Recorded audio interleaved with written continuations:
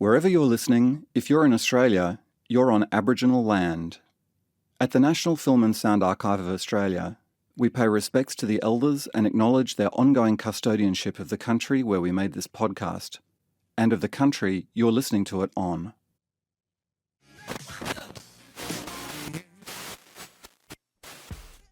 There is something really powerful about switching on the radio and listening to someone just like you.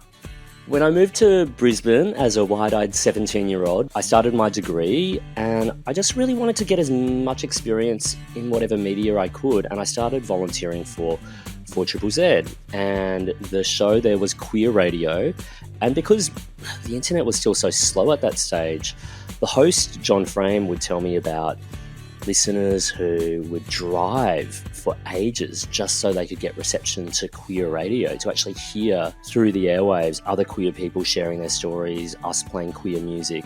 And that felt like a huge responsibility and honour, actually.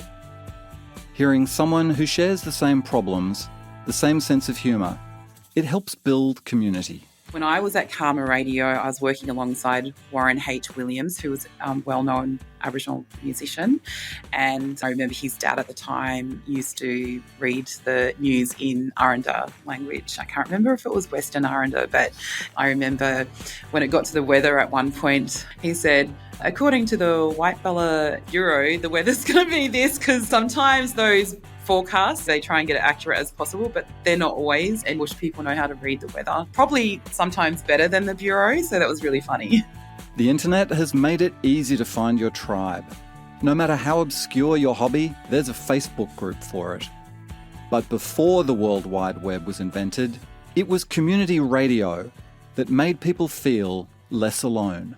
One of the things that I found through becoming involved in community radio is really getting to understand the value that community radio can have to individual communities, to individuals themselves, and their sense of connection and their sense of being part of something bigger.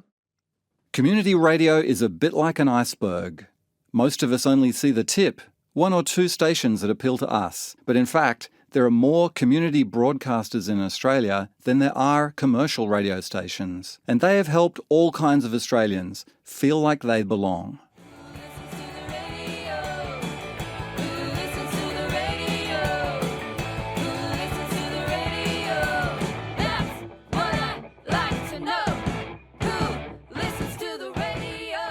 You've tuned into Who Listens to the Radio, brought to you by the National Film and Sound Archive. I'm Patrick McIntyre, and this is Episode 5, Voices Carry. With more than 450 licensed stations right across Australia, community radio is big. But trying to chart its history is difficult. Nick Henderson, one of the curators at the NFSA, explains why. Community broadcasting comes out of a range of different areas. It didn't develop as this kind of neat sector. So there'd been a range of ways in which different parts of the community had agitated for more engagement and control. It's useful to look at what they were pushing against and what the scene was like in that earlier period. So in many ways, the Australian kind of media market was quite conservative and looked to repeat a lot of the things in terms of inspiration of the BBC and of Britain and looking at both the government and commercial side over there. You start getting a bit of a shift in the early 1960s with the rise of the music broadcasting services, MBS, in Sydney and Melbourne. So why did it happen? It was partly about a new technology, frequency modulation or FM, and it was partly about media ownership, with some proprietors scooping up more and more stations. So even though there'd been an expansion into the regions in different ways, there was also the consolidation of media through different media market. You've got the Herald and Weekly Times, which had come out of the Murdochs, acquiring a whole lot of stations, and that consolidation drive programming from metropolitan into regional areas using newspapers and pushing that out. And then I guess you've got a whole shift. You've got the inspiration coming through the development from a technical side of the FM band and the agitation more broadly to look at ways to bring FM into the Australian context. Frequency modulation, or FM, was invented way back in the 1930s, but not for the last time. Australia was slow to embrace a new format. Lobby groups, such as the Listeners Society of New South Wales, campaigned for years to get FM introduced. They knew the extra bandwidth would bring a whole heap of opportunities. And so from the 1960s, inspired by different moves, perhaps more from the US, there was a desire to look at the way that educational stations could expand and promote educational efforts, particularly from the universities. You also have a whole range of what at the time were probably more likely to be called ethnic or non-English speaking background communities who were interested in getting more space on the airwaves. We're talking about communities who didn't have access to publishing in the same way. You also have a broader kind of interest in terms of a community engagement with the sector that was particularly coming out of a student movement. So looking at the late 1970s, looking at the activism that came around in that period and the university context, there was a kind of real agitation to have a youth engagement. They didn't see that the commercial or government broadcasters represented what their interests were. It's really all of these things coming together. This push from groups who wanted to get their voices heard was happening right around the world. Some people even set up their own unlicensed stations. And it's not that hard to get yourself onto the airwaves, much easier than setting up your own TV station anyway. Illegal stations like Draft Resistor at Melbourne University and People's Radio at Monash University were part of a global wave known as pirate radio. Now a word from your science correspondent. That's me, the smart guy. Oh, me hearties. Whoops. Sorry, wrong podcast. Anyway, unlike legal community radio stations, pirate radio refers to the illegal broadcasting of radio signals without the proper authorization from radio authorities. These unauthorized radio stations, often operating from ships or other mobile platforms, gained prominence during the mid-20th century, particularly in the 1960s and 1970s. These stations, they played popular music and often provided an alternative lineup to the more conservative and legal official programming of the time.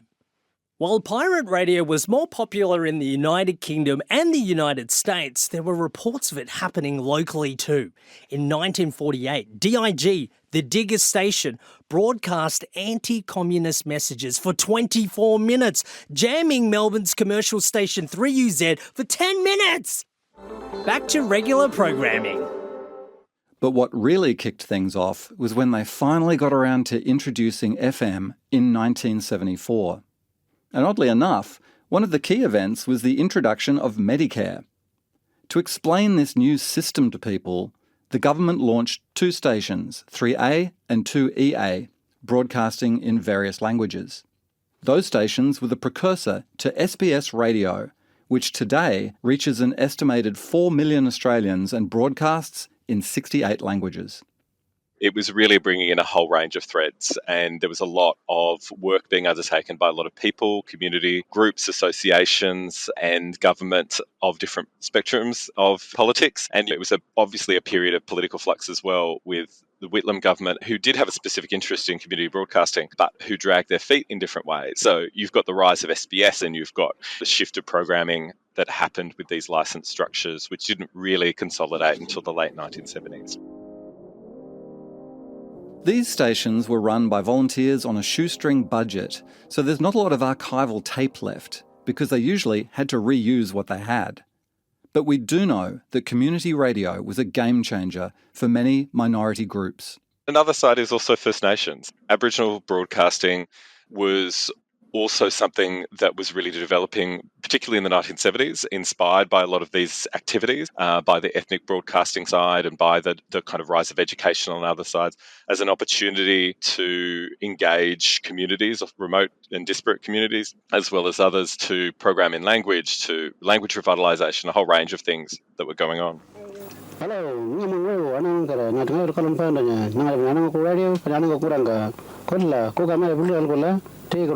when I lived in both Broken Hill and Alice Springs at various times, I love listening to the radio when I'm in those towns, and especially community radio, because everybody knows everybody and you're often hearing about stories that are really localised. They're stories that have meaning and putting faces to the names of people and projects that they're working on. So I think they're a great source of information for local news, national news, and also world news too. So it's really important. This is Angela Bates talking. I'm both a Māori and Aboriginal woman. My iwi on my mum's side is Te Whānau Apanui and Ngāti Kahununu, with links to Whakatohiha. On my father's side, my language groups are Malingapa, Wanyuwako and Watagali, with strong links to Barkindji country, which is on the Darling River. The Barker.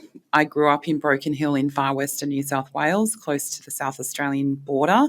And my traditional country is Murruwinji National Park, and our links to country extend past Tipperara right up to the South Australian border and beyond. Angela is the head of the First Nations Department at Screen Australia and has worked in media for over 23 years. Being a country girl from the country, radio was a big thing for us, I think, out in the bush. And I remember my dad used to call it the wireless, and we'd listen to it mainly in the car. But my media career actually started out in radio in 2000. Angela started as a trainee at the Central Australian Aboriginal Media Association in Alice Springs, or CAAMA. It founded the earliest radio station fully run by First Nations people in 1982. It's really important to have a voice and a platform for Aboriginal people to be able to talk about their issues that relate to us from our perspective, as instead of coming from a non-Indigenous perspective. But also it was a great way to get communications out to communities and for Aboriginal communities to broadcast in their languages. There are now more than 100 First Nations radio stations, but CAAMA was the pioneer. And they've always tried different technologies, from today's satellite and digital services to the cassettes they used in the early years, so that communities outside the broadcast area could still hear the programs. And those programs have been remarkably diverse.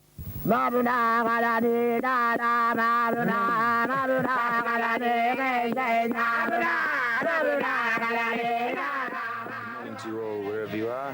This is Aboriginal Radio. It's 8:25. Today we've got a great lineup for you. At 8:30 there's the Pitch and Jar Show with Colin Pound.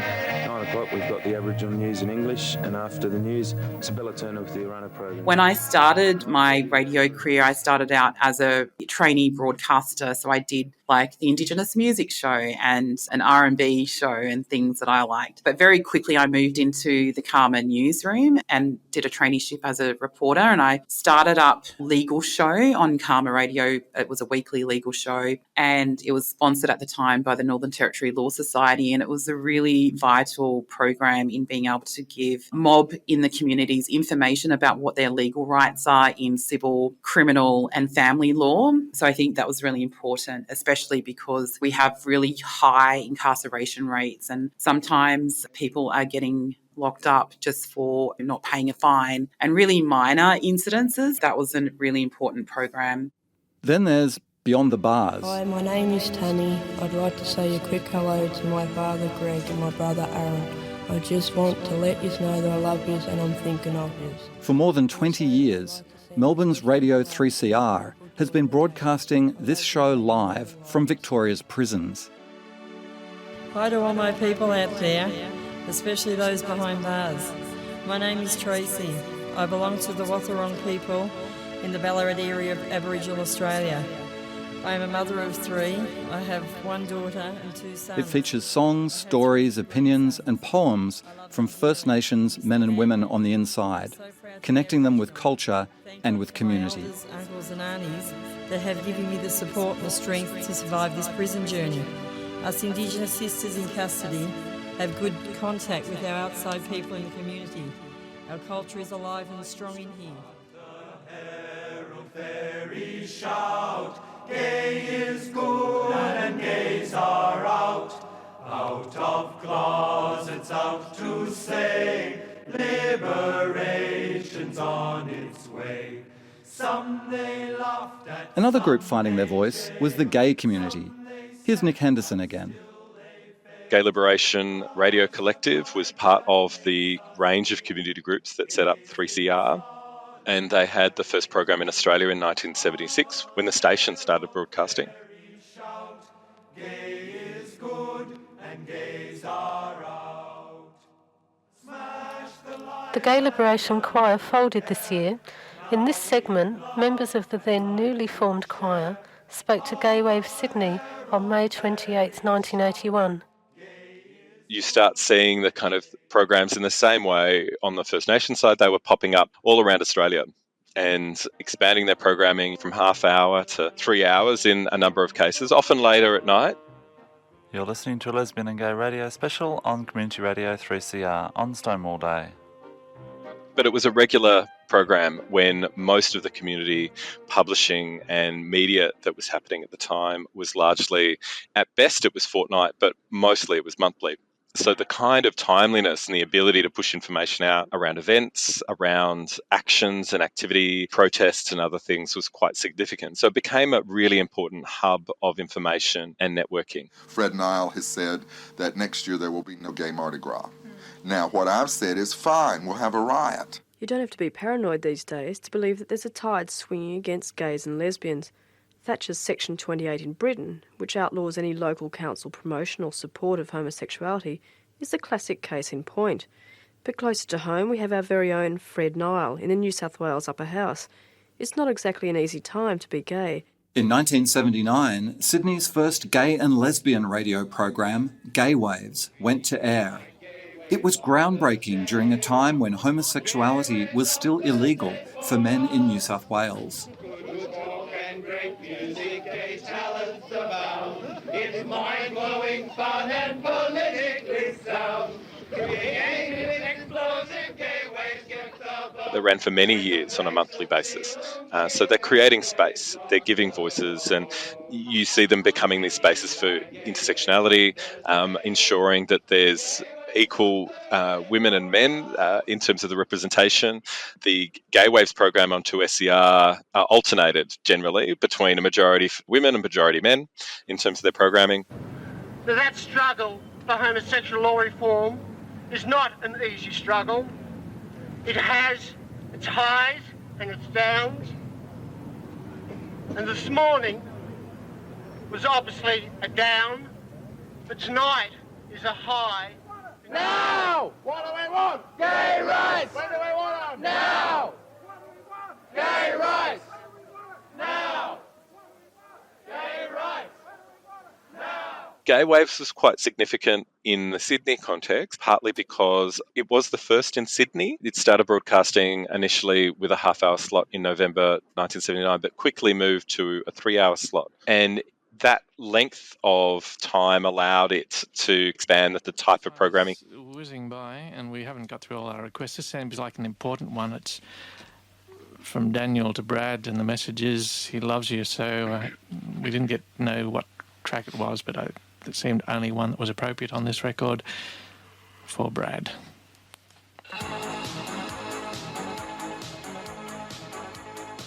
They did a lot of interviews, and I guess they did a lot of engagement. They did a huge amount of work, educational aspects, particularly around HIV. There's a lot of humour. There's a lot of interesting music. They're interviewing musicians and business people and all range of people. And for many who were involved, were also involved in other collectives.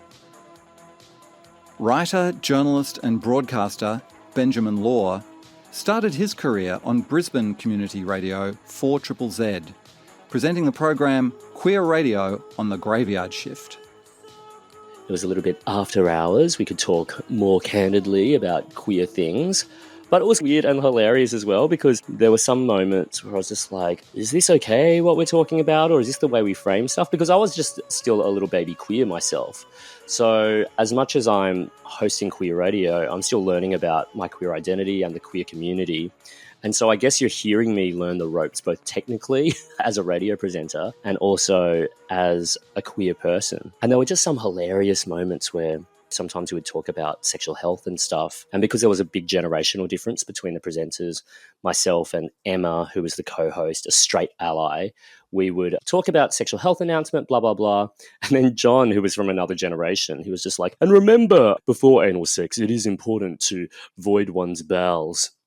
And then there'd just be dead air because I didn't know how to respond. And cut forward to now, decades later, I'm still not sure how to respond.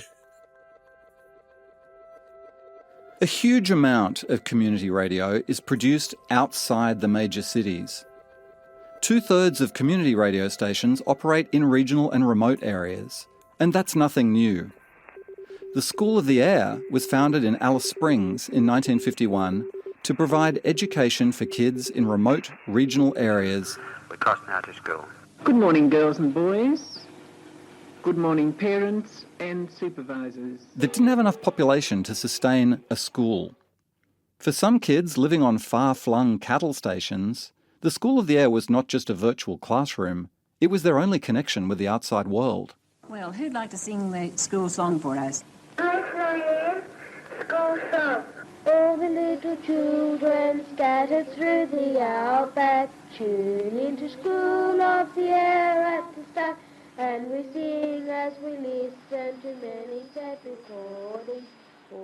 And during emergencies, like the 2019 bushfire crisis, public service radio is literally a lifeline.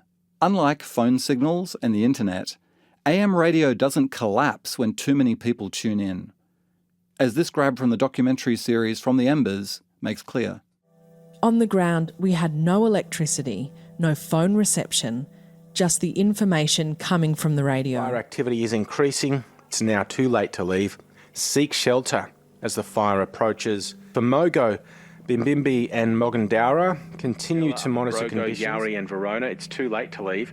Badger Road between Counterganny and Boggy Plain, monitor conditions. There is an evacuation order in place. The Bumbo Creek fire has just gone to emergency level, and these fires are out of control. A number of bushfires. Dampier State Forest fire, which is also at emergency fire. This is on the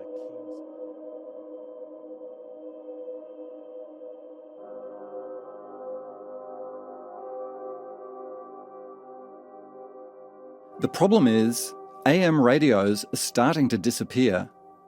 And unless that changes, according to a recent Australian government report, lives could be at risk.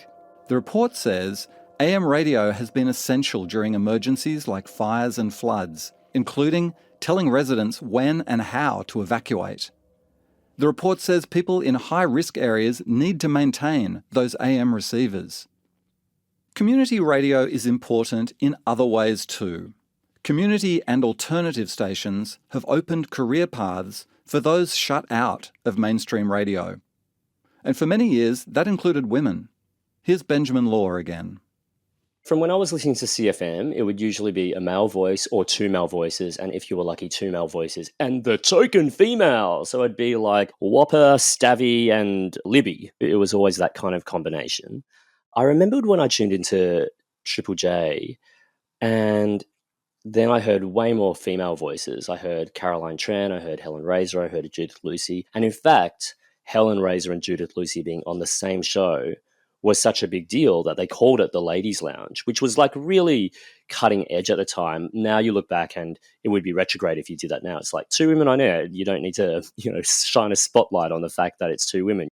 I do think demographics and audience expectations changed over time, but I do wonder whether that's the case in commercial radio. Public broadcasters, especially the ABC, have a long way to go too. So when Beverly Wang and I started co-hosting Stop Everything... That's an ABC Radio National show and podcast devoted to pop culture. We would get comments on social media from RN listeners calling us the diversity pick or questioning why it was that two Asians were co-hosting a show. And I think that's a reflection of the listenership, but I also think it's a reflection of the real lack of industry kind of awareness that we're such a multicultural nation and media has taken such a long time to catch up. And I still think like it really hasn't. The streets that I walk down, especially in Australian cities, aren't like the lineups of radio, whether it's commercial or public. There's another group that had to fight to get their voices onto the airwaves. Young people. Youth station FBI Radio launched in Sydney in 2001. Here we go. Let's do this. Lorna Clarkson, who you might remember from episode 3, was there in the early days. When I started at FBI, I was actually one of the first presenters. I was the first presenter of Monday Sunset. I think I was on air the first day we were on air. So really, really at the beginning. good friend of mine, Megan Loader, was basically a station manager, set up the whole station. She'd been trying to get the station its license for many years prior to that. So it was really exciting when FBI was awarded the license. It was such a specific license as well, which is what I loved. It gave it a very clear parameter, which was this is going to be a youth station. It was going to be run by young people for young people. So it was very clear what the goal was from day one. I think the existence of FBI after coming out of 2SER was a breath of fresh air. 2SER is an incredible station. I'm still on 2SER, so I have deep love for it. But it can't be everything to everyone. And while it was my youth station in the 90s, it wasn't the youth station it needed to be in the 2000s. So FBI came along and had teenagers on air, 16-year-olds for the first time, coming on air and making radio the way that they wanted radio to sound, which can't come from a 30-year-old or a 40-year-old. It has to be ideated and imagined and created by the person who wants to hear it. And that is how it should be. And that's as good a way as any of describing community radio, made by the people, for the people. And if some of those people end up moving into the mainstream media, well, that's a plus too. And we have so many successful programs and successful mob that at that time, really didn't get a look in from mainstream media. I think the media has progressed a lot since I started out. And, there's a lot more sort of mainstream stations now featuring Indigenous talent and talking about Indigenous issues and supporting Indigenous talent to be able to tell those stories too, more importantly. So it's coming from an Indigenous perspective, from an authentic place.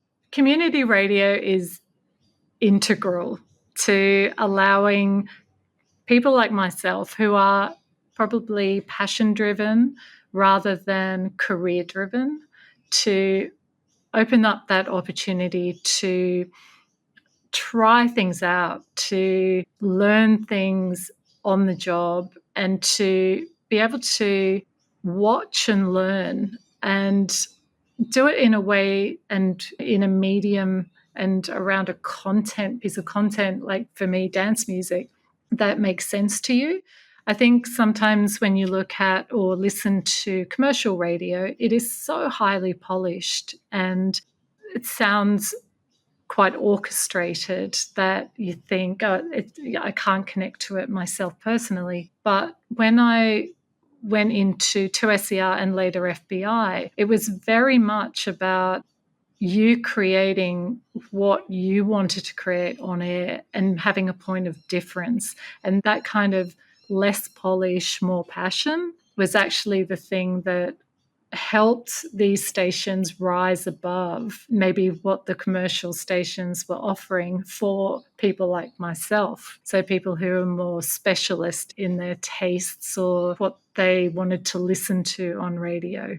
So I think the purpose of community radio and the fact that community stations exist, I can't say enough about how much they add to the integrity of not just music programming, but journalism, the dissemination of information, and just giving alternative voices a platform to share stories, share ideas, and help our whole community open up their minds around who we live with, who we live next to, what people think, how they create. I just hope that community radio continues to have a space and a very strong voice in Sydney, Melbourne, Australia, around the world into the future, because I think without it, we'd be very monocultural. Thanks to community radio, a whole host of new voices made their way onto the airwaves. But now digital technology and podcasts are pushing that frontier even further. In our next and final episode, we chart how digital tech has changed radio and what's coming next. And I think what took a lot of these broadcasters by surprise was the upstart nature of new entrance into podcasting, people who had not had the imprimatur of established radio, people who just shoved the door open themselves and started doing whatever they wanted to in the podcasting space. This has been Who Listens to the Radio, brought to you by the National Film and Sound Archive. Thanks to our guests, Angela Bates, Benjamin Law, Lorna Clarkson, and NFSA curator Nick Henderson, and our science correspondent, Andy Trieu. If you've enjoyed Who Listens to the Radio, don't forget to rate or review wherever you get your podcasts.